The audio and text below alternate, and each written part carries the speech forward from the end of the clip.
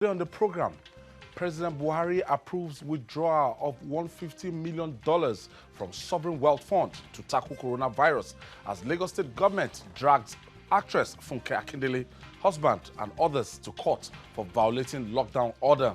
And later on the show, Chadian troops batter Boko Haram, capture the insurgents' largest arms store. I'll be hanging out with Babajide Kolade-Otitoju and Cyril, Abaku. So if you're ready, let the hangout start now.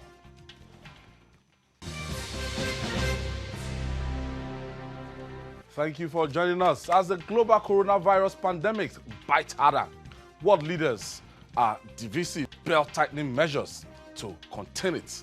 Nigeria's President Muhammadu Buhari has approved the withdrawal of $150 million from the Sovereign Wealth Fund to tackle the deadly virus. At a media briefing on fiscal policy measures to combat the spread of coronavirus, its impacts on the economy, the Minister of Finance, Zainab Ahmed, said the amount will address the drop in revenue in the Federation account. Meanwhile, the Lagos State government decided to wield the big stick against star actress Funke Akindele. Her husband, Abdulrasheed Bello, otherwise known as JJC Skills, singer Naira Marley, among others, for staging a party while the lockdown is still in effect. Funke and her cohorts were charged to the court and convicted for violating the law. Babajide, let's start from Funke. Yesterday I saw the video, it was trending like wildfire. 24 hours after, she was duly charged to a magistrate court today. She pleaded guilty. Yes. And she was summarily convicted and fined for 100,000 naira and 14 days community service work. And as she is now, she and her husband, they are convicted because they pleaded guilty, so they didn't waste the time of the courts. They were summarily convicted, and that is a major blow. That is a major stain to this brand ambassador. Yes, I'm happy that the magistrate's court did the right thing. People must understand the primacy of our laws. People can't just take the law into their hands and behave as if we are not governed by laws. The decision to have us stay indoors was not meant to punish anyone, but to save us from a looming catastrophe. And it's the cheapest way to fight this pandemic. But people that you expect to know, they are the ones who go abroad, come back to distribute the virus to our people. They are the ones who would not want to sit in their homes. And even if you organize the party, it was irresponsible to post it on social media. It's like inciting other people to not obey the laws of the land, to disregard the government directive. Showing opulence, showing affluence. Just trying to show that you are that you can do anything and get away with it. No, some Nigerians that just want Gary to eat, drink yesterday. The country cannot afford to tolerate aberrant behavior as demonstrated by Funke and her husband. And I'm happy that the government, the court has served justice. Now they have to provide the names of their phone numbers of all the people who attended that party so that they can be put to test for us to be sure that they are not carrying the virus. And Funke and the husband, apart from the fact that they will be isolated, they will also go to 10 different public centers in Lagos to preach the value of sitting at home, to preach the value of defeating this contagion. So it's a good thing that she apologized, and I was not surprised that she quickly didn't waste the time of the court. She pleaded guilty. Her husband pleaded guilty. Although she was arrested, the husband had to show up this morning at Panti, and he was taken into custody. Yeah, Naira Marley too. it took off initially. Yes, Naira Marley too has surrendered themselves to the police. They were singing that man Naira Marley song, Shibomo Jesu Newo, Teshumole. I said, "Ẹ̀yin gan leṣu." If you are not Teshumole, you are behaving like agents of the devil. Because if you are doing this, I wonder how Jide gets this song. So if you are doing this party, I used to hear that Teshumole, but I don't know the lyrics that precede. So you are the ones demonstrating that you are the agent of the devil. If you choose to put the lives of other Nigerians at risk. Covering their faces. No, yes, now when shame is served on people, this is what you get. Because many Nigerians who respected this woman, they were thoroughly disappointed that she could put on that kind of show, you know. And I'm happy she apologized. So for the people who are even trying to justify what she has done, they should be ashamed of themselves, because this woman apologized on Instagram for her action. So you look at yourself, you that you are supposed to be a role model, an opinion molder, you sit around justifying this kind of behavior only for the person that you are defending to come out and admit that she was wrong. Then you should be ashamed of yourself, because you do not. Who will do this kind of thing in Rwanda? You know, we must show the people that our nation is a nation of laws, that a nation where the laws are obeyed, you know, and where people are punished for contravening our laws. And that's what Onigbanjo, the general himself, he led was the one that led the prosecution. I said, is so serious? It's significant. Yes, it's significant to say, look, we do not joke with this kind of thing. The Commissioner for Justice himself. Look at the efforts that the governor of Lagos State has put into this. Sleepless nights. If you call Sanwo-Olu and the rest of them around 2 a.m., you will find that they are in one meeting or another. And then people will sit on their butts in their homes and be trying to mess up the efforts of government. I mean, it's irresponsible. So that Onigbanjo had to lead them is to tell them that, look, we are not joking with this thing. You don't toy with our laws. If you want to disobey laws, go to somewhere else, not in Sanwo-Olu's Lagos. Cyril, the lockdown is almost breaking down places like Lagos. And when you see it, as Jide has said, that the Lagos state government, they want to enforce the law.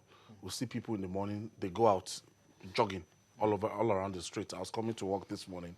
I saw multitudes just jogging around, not even within the vicinity of their homes, or as in major roads, and said, you can't confide them at home. Now, I think the message is very clear.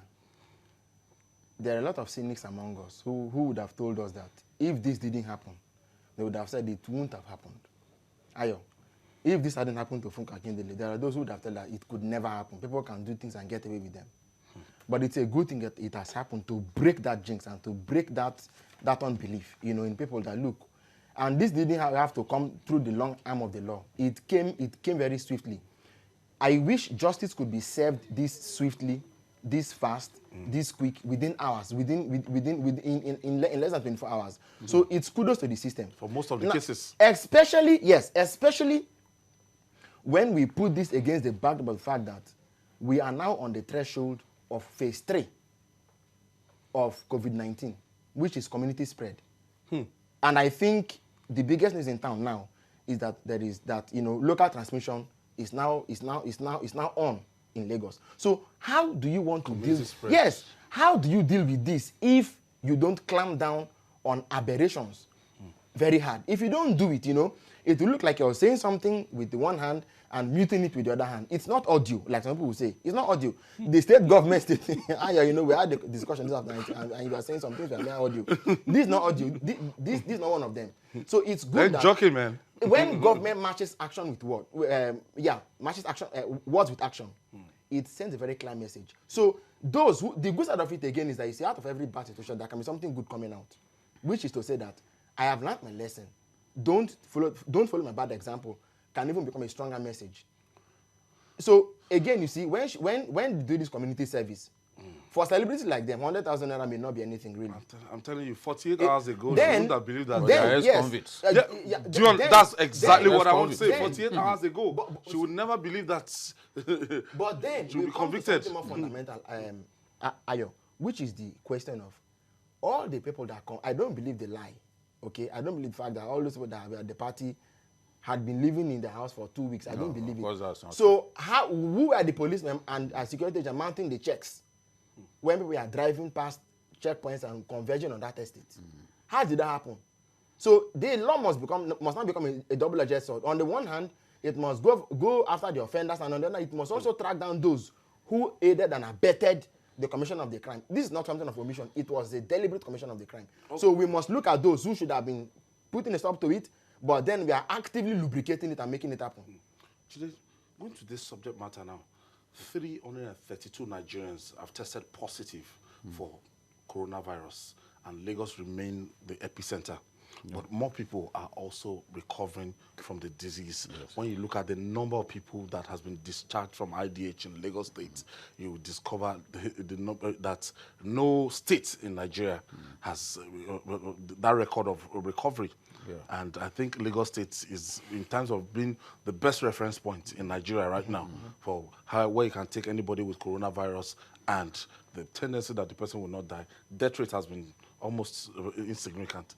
Yes, it shows clearly that beyond the contact tracing, which is the most difficult part, the Lagos State officials are also taking good care of the patients in their care.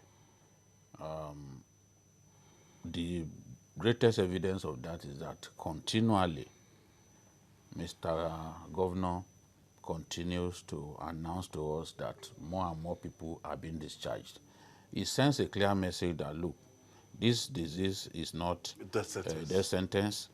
Then come forward if you have it. If you have, you don't have to symptoms that suggest that it could be this virus you are carrying. Come forward. Don't lie to people about your travel history. Don't because you do not want to lose your freedom, endanger the lives of health workers by lying to them about your travel history. Because if you just return from the UK and you did not confess about that, they put you in the general ward with other people, you are going to endanger the lives of the caregivers as well as other people in the world with you. And a lot of, it is said that some Nigerians are guilty of this. Some of them will drop fake names. Some of them drop wrong phone numbers, at the point of entry, so that it will be difficult to track them and all that. They don't want to lose their freedom. They don't want to be, they don't want to be quarantined. But at the end of the day, we know that one of them died. One of them died because if you are admitted in a ward and the doctors do not take the right decision because they're treating you for you the wrong diagnosis, there is no way you will survive the virus. So it is a double-edged sword. You run the risk of being killed by the virus if you lied about your travel history, and you also run the risk of infecting innocent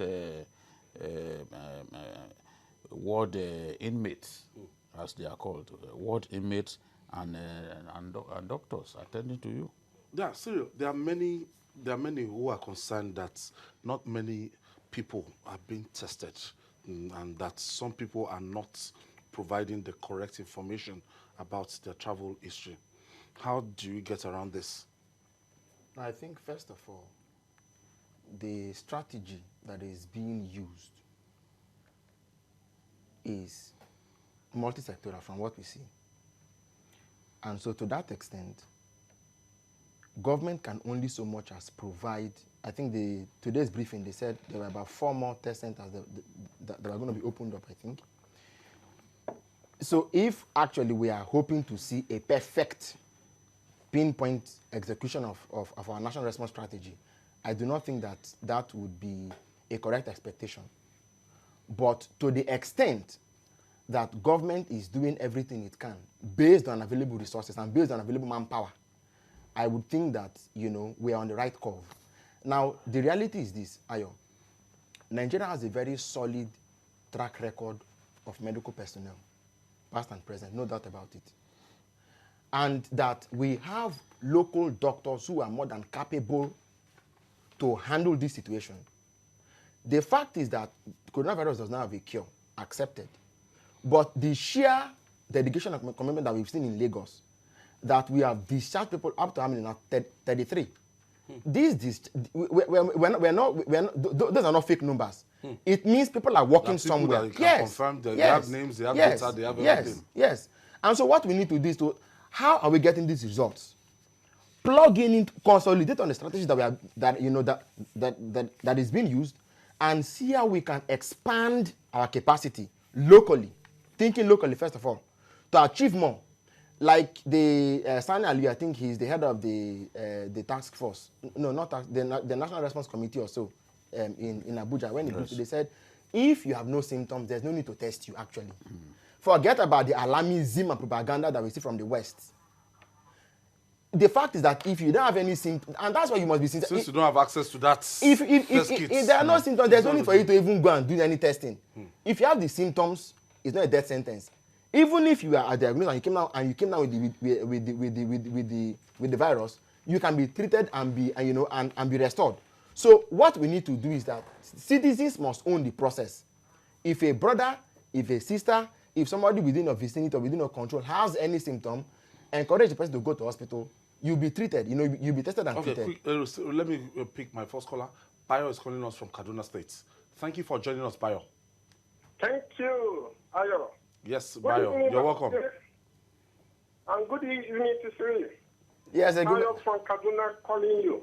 All right. The action taken by the Lagos State government on that aspect, Funke Akindele, together with her husband, is a welcome development, and that one is going to serve as a deterrent to those people that are thinking that they can do anything and go with it, just simply because they are staff or they have the money, and they can just go do anything and go scot-free with it.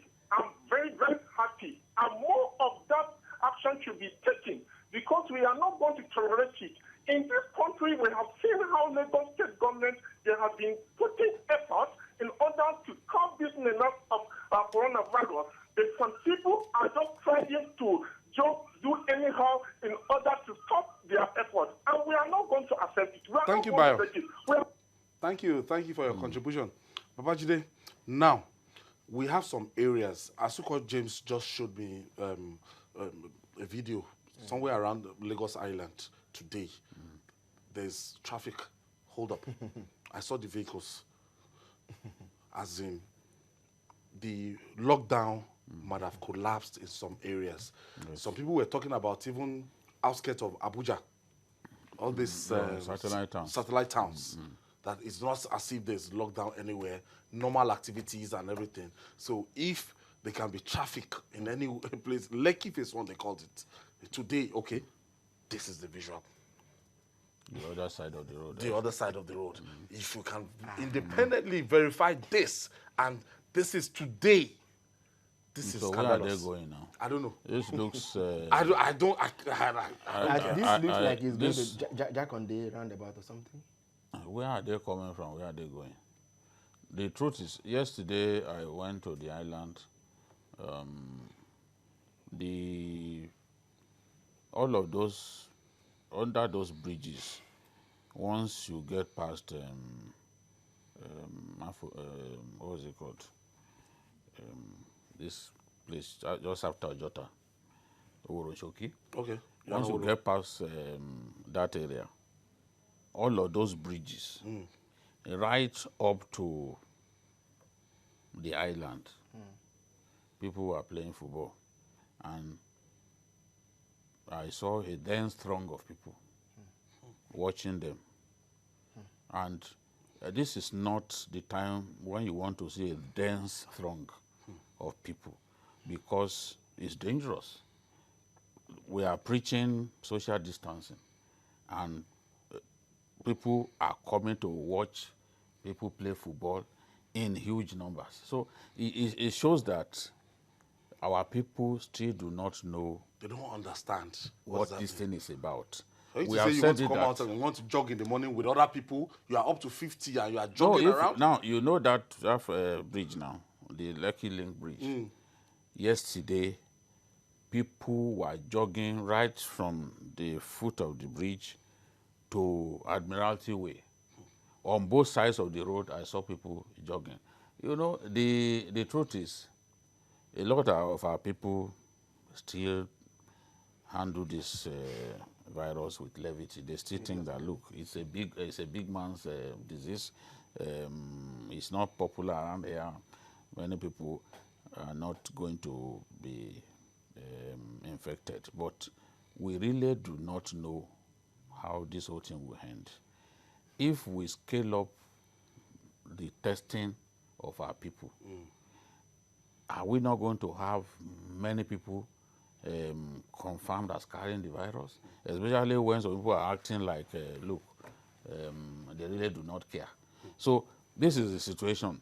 The security operatives must go beyond standing by the roadside and receiving wads of naira notes from rich men in SUVs. And bread. You know, stop people from moving around. Stop them. If they have no business being on the road, don't let them advance. Someone was saying something that, look, you can impound their vehicles. You can cause them to sit by the roadside. Because today there was a bus from Akute, you know, fully loaded, as if it was a normal day. So when the policemen now said, okay, People are so you are going incredible. to lose this vehicle because you are too brazen. You behave like, it's like he just stopped at the bus stop and was telling people who wanted to go to Baja to come in. Our people are so ridiculous, the way they behave, as if there's no lockdown in place. So we really have to get very serious with our people. They show that they are not, that they don't see this virus as a dangerous thing. Cyril, a quick one. The president has released $150 million from the Sovereign Wealth Fund and for distribution to the 3 tiers of government to cushion the effects of the current hard time. Thank God for the truce between Russia and Saudi Arabia. We had a rebound of, as at last week, I think about $32 per barrel as at last week. I don't know the current price, but sometime last week we were talking about $19 per barrel. So we hope that the price will That still it goes come, up. goes Yes. up. But $150 million. Tell me the implication of this from the sovereign wealth fund. You know, normally is a wealth fund or social wealth fund is supposed to be, it's not for liquidity, it's for returns. So it's like a base from which you tend to produce more wealth, you know, unlike your reserves that you keep and then. So when we want to invest, we want to buy precious metals, we want to buy anything overseas, so that, you know, we can make more profit into our coffers, we use the social wealth fund.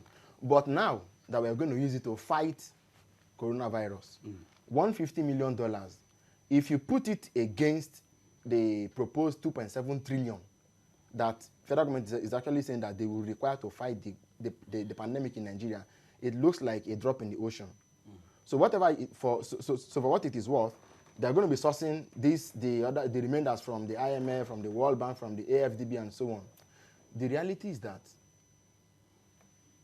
we need first of all to look inwards. And let me give you a very good example, Ayo. I do not know if this method that they're adopting is the leanest and most efficient approach. But let me give an example. I have said it at informal discussions, even in the newsroom, that look, if you went to Aba, for instance, you could produce some of these things that we need to fight this virus. On Saturday, the news came that from Aba, they had produced face masks in thousands and sent to the NCDC to look at it to authenticate and to approve. If it is okay, they are ready to supply. No, because you see, No, these guys are. you have to think in Telling words. you guys. The governor was on our station yesterday, and from what I understand, he said that the section where they are making those productions is not attached to the national grid. They have an independent power project. So it means that they will not be hampered by Power supply. let us. I'm just thinking, because in the end, we always deny the fact that we couldn't implement section 2, chapter 2 of our constitution. But we are there now. When an economy comes to the point where you start handing money to people, how do you want to? That money you're giving them will not reproduce wealth. You are giving them as a stopgap to fight a virus. You don't know the timeline. So I think that it is fine. Of course, we need money to deal with it. But is this the most creative way for us to deal with it? I think that the main reason is to help the states, because revenue has come down drastically. So from the projection of the government, states and other tiers of government are supposed to share 888 billion every month. But it has come down now to even below 600. It is projected that some months we could be sharing like 400. So the president has now felt, I need to help these states. If we are unable to share around 650 every month, states will not be able to meet their obligations. So that's why I said for the month of June, this money will be shared to states for the month of June. If you look at from January, the revenue has been tapering down seriously, and you really need to feel for the state. So that's why the president has come up with the idea of releasing this money. But if things continue to go bad, where does he then go? Where does he then go? That's the question to ask. All right, still to come. Chadian troops batter Boko Haram, capture insurgents' largest arms store. We'll be right back after this time out. Stay with us. It's journalist Tanga. We're reaching you live from Television Continental here in Lagos. EU laughed last. It's set to laugh the best. It appears the Chadian troops are having the last laugh over Boko Haram insurgents. After having 92 soldiers killed by Boko Haram last month, the Chadian troops have battered the insurgents in relentless operations. The revenge-seeking troops also captured the insurgents' largest arms store.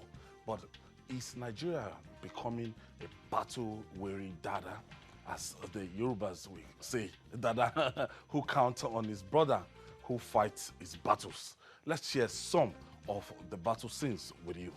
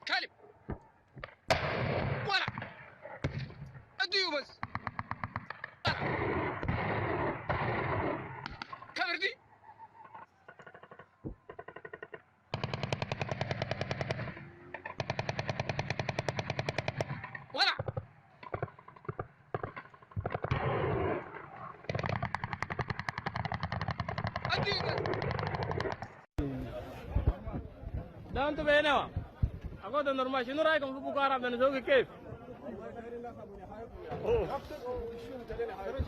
نورمال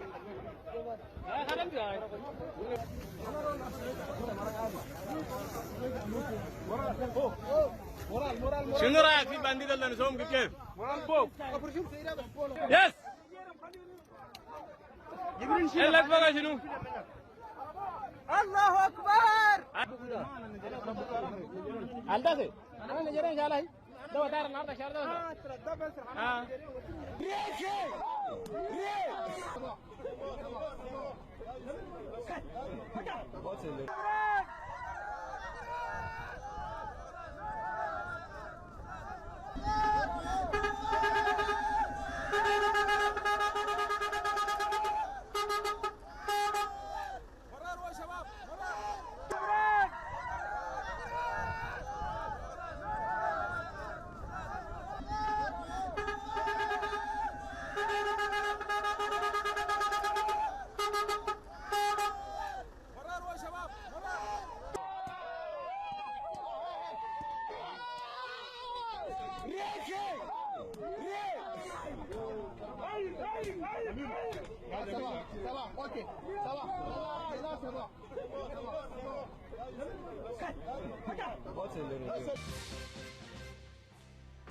Today, my producer put it succinctly, what Yoruba people call Dada Olija, Olaburu Togbojule, Savi. So, in this case, Idris Deby promised Boko Haram that he was going to revenge. That when, after killing 91 of 92 soldiers from Lake Chad, and Idris Deby led this battle. And look at what has happened. Look at the artillery that was deployed. Look at the manpower. Look at... Let's talk about what they deployed. No, you know, Idris Deby is one of the strongest African leaders. If you know his history, Idris Deby in 1987 defeated Muammar Gaddafi's soldiers in the big battle of the desert. He outflanked Gaddafi's troops with the pincer movement, and the world began to take notice because at that time he was the commander of the Chadian troops. And 3 years later, he plotted a coup and became president. Idris Deby does not fear. In 2008, there was an attempt to take over his government. He refused to. He was literally the only person left inside the presidential palace, and he refused to surrender, he refused to give up until he secured victory. So when Boko Haram launched a surprise attack on Chadian troops and killed 92 of them, I felt at that time that they had made a grave mistake. In this sub-region, the Chadian army is the most battle-tested, is the most familiar with that kind of terrain because they have been fighting for 40 years. So they have training, and his army is better armed. In fact, Idris Deby's army, Idris is believed to have outspent most African nations 2 times in arming his army. The opposition accuses him of not developing the country, but making the army super powerful. When Boko Haram was disturbing them in Cameroon, it was Chad that went there to liberate, to save them. In Mali, they deployed them against the Tuaregs. They dealt a decisive blow on them. In Nigeria, when we were preparing for the elections, we invited them in. Inside and into our country, they took over Damasak and other places within a short time. This is a very, very capable army, and they have the right equipment. When you see them, you know, there is this truck that they call Buffalo. Soldiers are familiar with Buffalo. Buffalo is a Toyota. We will use this Hilux. Buffalo has thicker armor. It can take about 200 liters of petrol. That means you can continue to fight. long journey. Yes. His troops use Buffalo. It's stronger, it's better for that kind of terrain. Hillocks that we are using in the battle, they are not meant for that kind of terrain. And another thing, he has close relationship with France and Israel. At any point when he needs intelligence report, they will provide it. They located the exact spot where Boko Haram guys were. They knew where their munition dump is. They went to the munition dump, bombed the munition dump, and also see some of the... They knew the exact place. They knew where they were going. They didn't waste time. If it's within Nigeria, you know the president was looking at the map because he coordinated, as a former military commander himself, he coordinated this operation. He told them, after the battle of Boma Peninsula, that we are going to serve you the lesson of your lives. We have never lost 92 in battle on Chadian soil. You came to our country to kill us, he will teach you a lesson. And that's what they've done. All that is required now is for us to build on this. They are a very rapid moving force. If you bring Chadian troops to Nigeria now, they don't like operating like an occupation force. They don't hold territory. They go to the territory, deal decisively move with out. those guys, and then move. That's what they did in Damasak. They said, look, we don't want to remain here. We have taken this place. You Come and hold Nigerian it. troops, come This and is your hold territory. it. Come and hold it. That is what they like to do. Once they finish their mission, they go. The president was saying, look, there is not a single Boko Haram fighter left in those tumbus, the islands of Lake Chad. There are about 20 villages in that area. That there's not one Boko Haram fighter left. That they've either run to Nigeria or to Niger. You know, Niger is more or less like a failed state. So they can go there and hide. Look at even Shekau, who likes to speak with arrogance. Remember the other day he was abusing our president. But when they dealt with him, Shekau began to more or less like beg Idris Deby to not come and kill his people. He said, people of Chad, leave us alone. This operation is not approved by the Quran. It is not the will of the Prophet Muhammad. But if we want to continue, God will help us too, because he is bigger than you. To my fighters, take heart. It is I, Abubakar Shekau, your leader. That's going to be He said. knows that they will locate where he is. If they want to pick him up, they will pick him up. The kind of nonsense that they are doing to our old fighters, they can't do it to these people. You go to Metele and slaughter soldiers like ram. You go to Guzamala local government and kill about 100 soldiers in one day.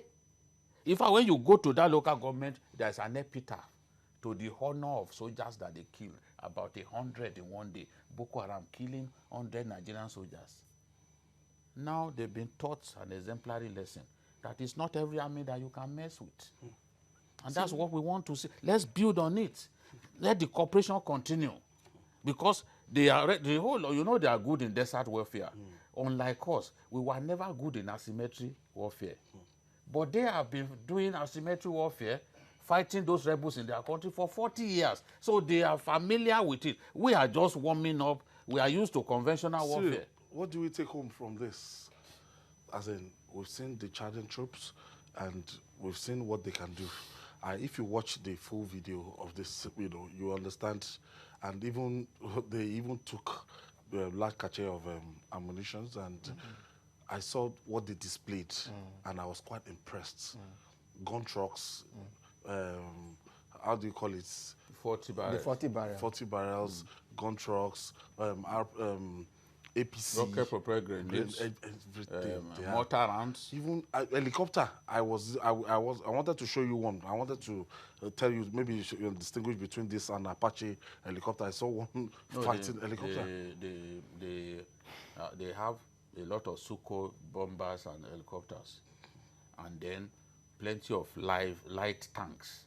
So the light tanks enable them to move briskly on that terrain. So they buy from Russia, they buy from France. We are richer they buy than this from country. Israel. We are richer than this country. You know, it's one thing to be a battle-ready army. It appears that we invest more in optics than we do in what it will require to dominate the enemy. It takes a lot more than optics. It takes a lot more than the basic things we love to do. And like I say, you know, this army is one that has proved that it has done its... You see, 20% of the battle is fought before you launch attack. Ayo, when you locate where your enemy is, you have intelligence as to where he is, what his strategies are, and you can counter him effectively.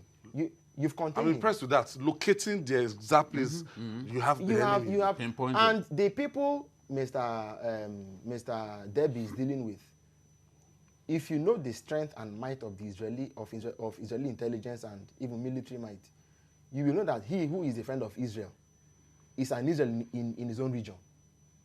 But when it comes to strategic partnerships and even dealing effectively with what is on our own soil, we often lag. Ayo, We don't even have serious strategic partnership. Who is the country that we do it with, for example?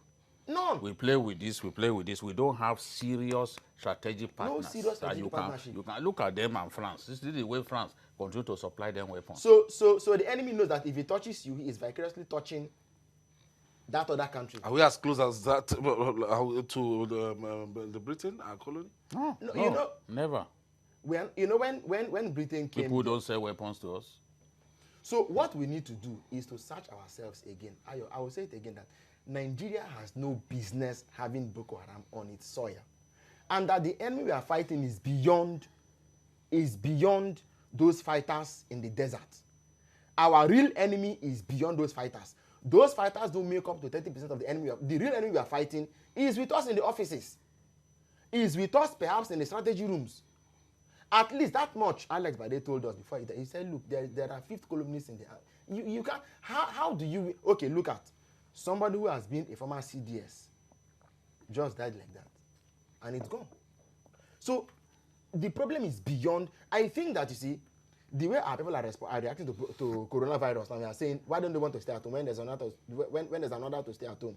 And it's not in them to stay at home, so they are coming out. There is something innate in us that makes us behave the way we behave and makes us have the result that we have. So until we look inwards and deal with that problem, defeating Boko Haram, I'm afraid to say, may just be a far cry.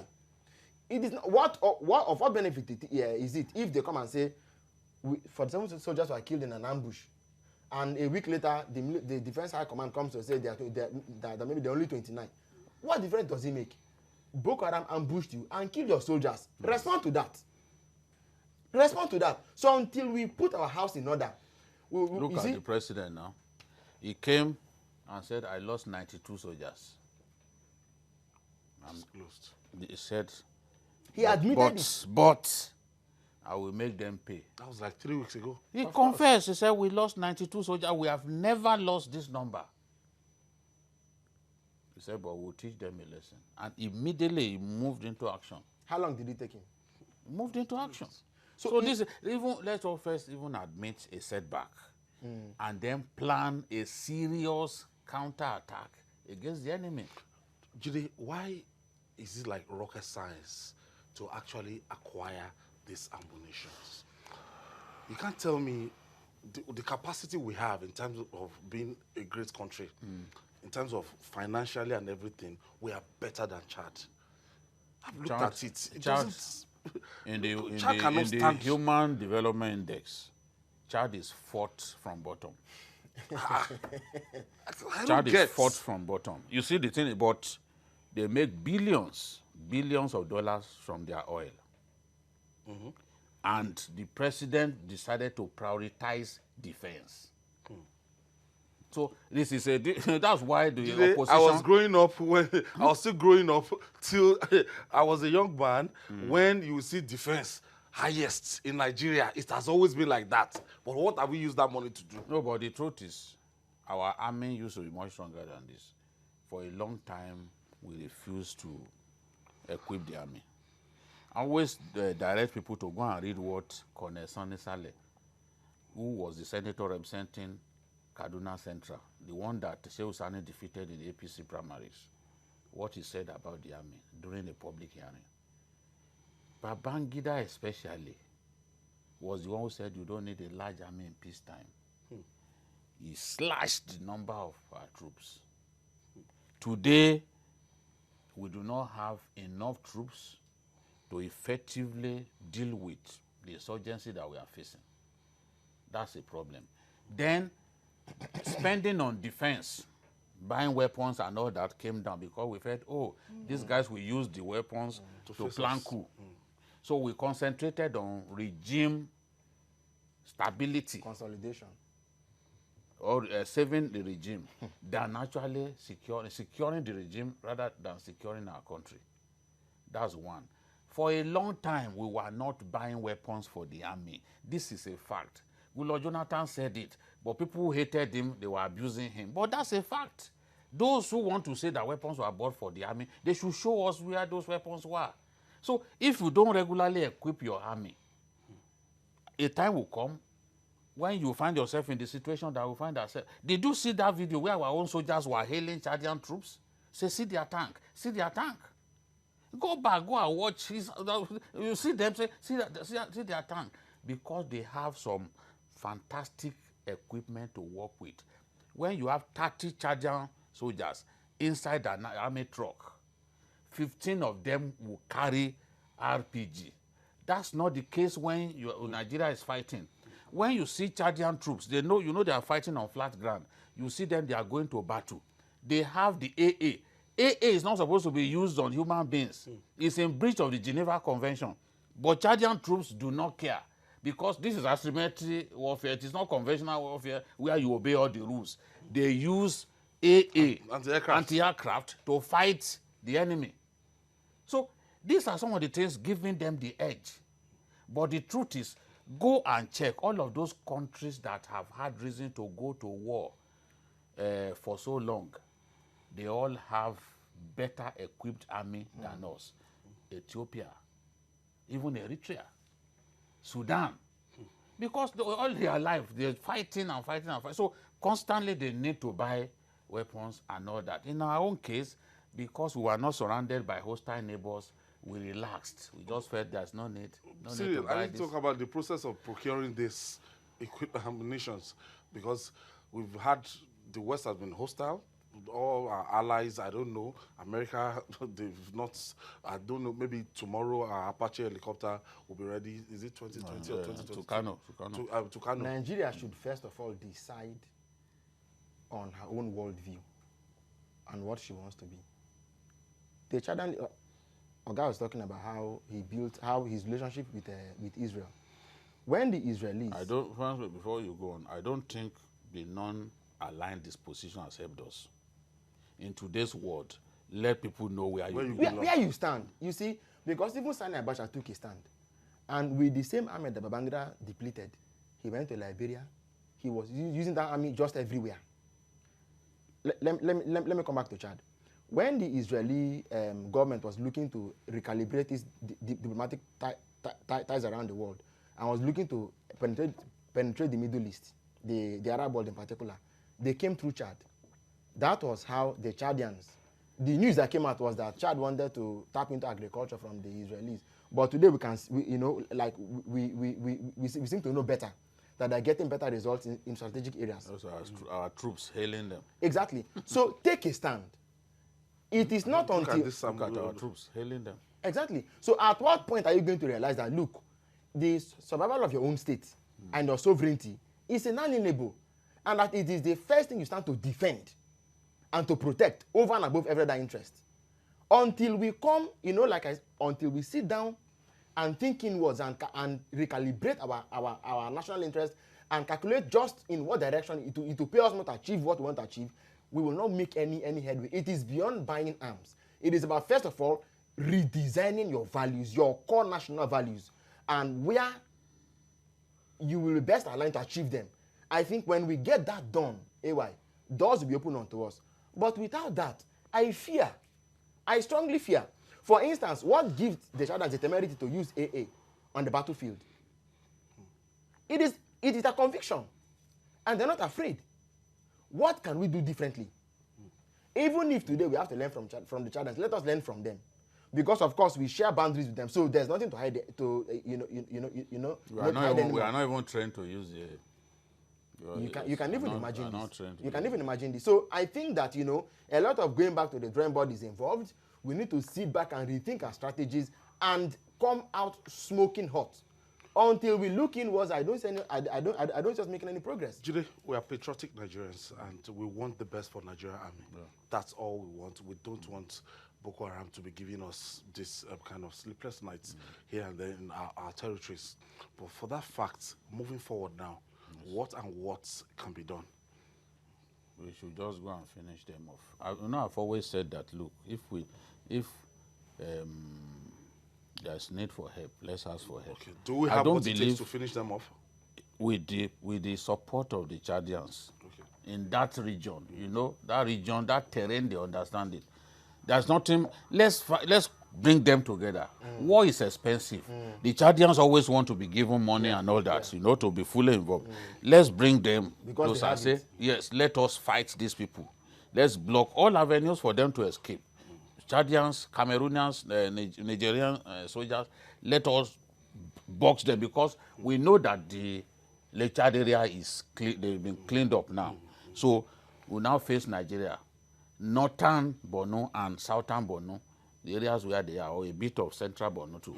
Let's close them down. People know where Boko Haram bases are. Even me, that I'm not a soldier, I know where some of their bases are. Let's descend on those bases with the support of the multinational joint task force and finish them. Finish them. If we launch a daring attack on ground, we can still take them out. Let's do it. All right. Just before we end the program, last Saturday, Mayor Akipelu, our own Mayor Akipelu, was 60. Mayor Akipelu, coronavirus did not allow us to party. And the good thing, he didn't do a party in his house. No, Mayor did not do any party on social media. No. Mayor did not party. We'll party after this pandemic. He pioneered society journalism in our country. Yes, so he's a great man. I was in school when he was already editor of Fame magazine. You know, so he's a great journalist. We pay tribute to him for his knowledge, and it has pleased God to spare his life. We play that. Mayor at 60, our own mayor. Even his brother Tudele Mamadou too will be 60 this year. Okay, our own Citizen Jones on Saturday too was 70. Citizen Jones, 70. Citizen is a is a man whose weight and wisdom I have not found matched anywhere. Whether he's speaking Yoruba or not, Jones who say just special. His proverbs, his wise sayings, he will suddenly quote Shakespeare, quote Charles Dickens. And his rotten. So we pay tribute to all these guys, and when Koro eventually leaves us alone, we'll be celebrating. We'll celebrating all through. We'll thank you. I would thank Cyril, Abaku for this edition. And Babajide is the beginning of the new week. We'll do it tomorrow, God willing. Coronavirus cannot keep us at home. And that's our offering today. Join us tomorrow for another episode of the program. You can watch Journalist Hangout on our platforms showing on the screen. We're on